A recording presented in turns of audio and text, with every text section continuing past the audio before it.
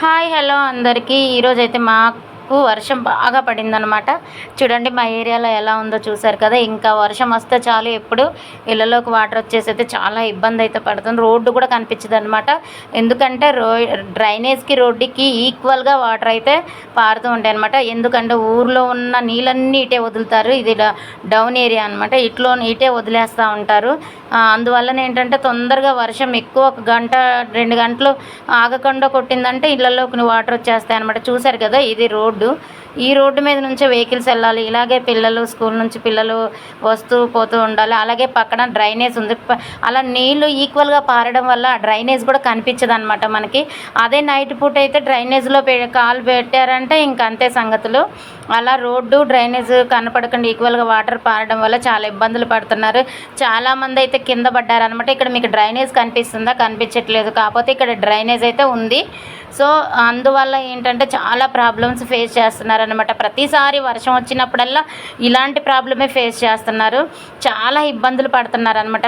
పిల్లలు స్కూల్కి వెళ్ళి వచ్చేటప్పుడైతే చాలా సఫర్ అవుతున్నారనమాట.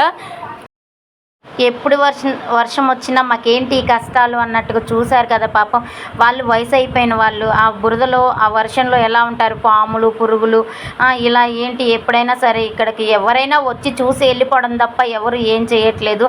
అధికారులు ఉంటారే తప్ప వచ్చి చూస్తారు అంతే. వర్షం వచ్చినప్పుడు అలా వచ్చి ఏదో 2 వీడియోలు తీసుకొని వెళ్ళిపోతారు తప్ప ఏం చేసేది ఏం లేదు. ఎప్పుడు ఇలా ఇంకా అలా వచ్చి చూసుకోవడమే. కానీ ఏ ప్రభుత్వాలు మారుతూనే ఉన్నాయి కానీ ఎలాంటి మార్పు అయితే లేదనమాట. చూడండి మా ఏరియాలో ఎంత దారుణంగా ఉందో. నాకైతే వీడియో తీయాలనిపించింది, తీసాను, నేనైతే పెట్టాను అనమాట. ఎందుకంటే మేము ఎలాంటి ప్రాబ్లమ్స్ ఫేస్ చేస్తున్నాము వర్షం వచ్చినప్పుడు అనేది కూడా తెలియాలి కదా ఫ్రెండ్స్ మీ అందరికీ. అందువల్లనే నేను అయితే వీడియో తీసి పెడుతున్నాను అనమాట.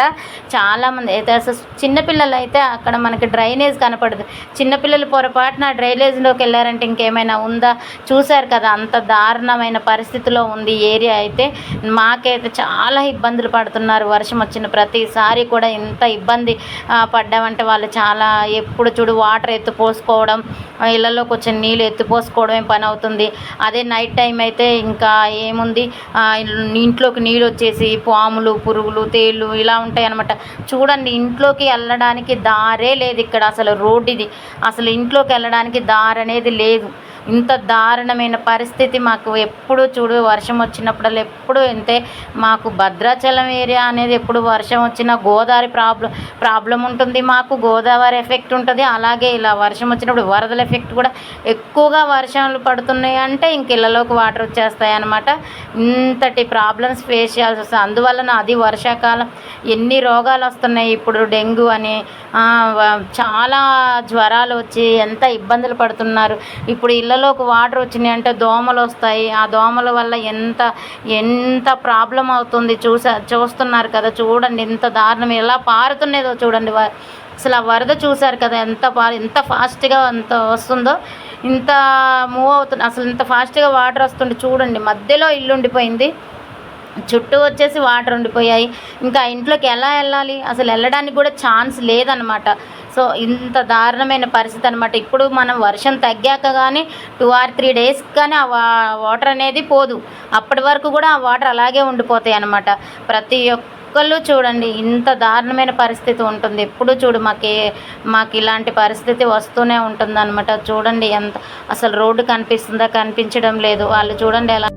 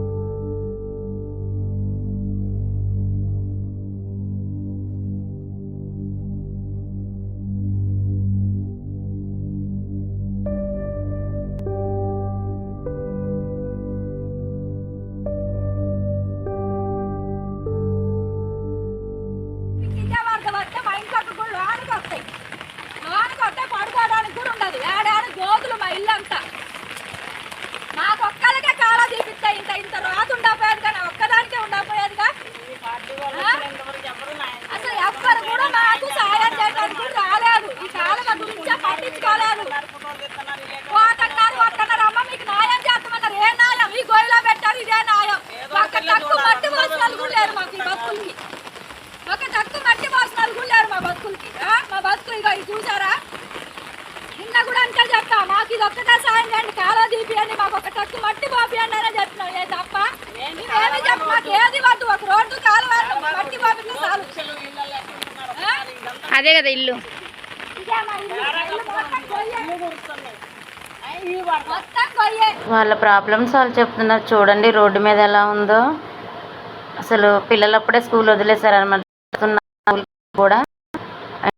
వాళ్ళు ఏంటంటే పేరెంట్స్ ఇస్తారు, ఎందుకంటే పక్కన డ్రైనేజ్ ఉంది కదా, డ్రైనేజ్ ఎక్కడ పడిపోతారేమో అని చెప్పి తీసుకొని వస్తారు.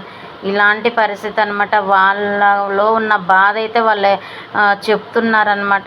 ఎందుకంటే ఇది మా ఏరియా కాబట్టి నేను వీడియో తీసైతే పెడుతున్నాను అనమాట. నాకు కూడా చాలా బాధ అనిపించింది, ఎందుకంటే మాకు వర్షం వచ్చినప్పుడు ఇలాంటి ప్రాబ్లమ్స్ ఫేస్ చేస్తున్నాం కాబట్టి. నచ్చితే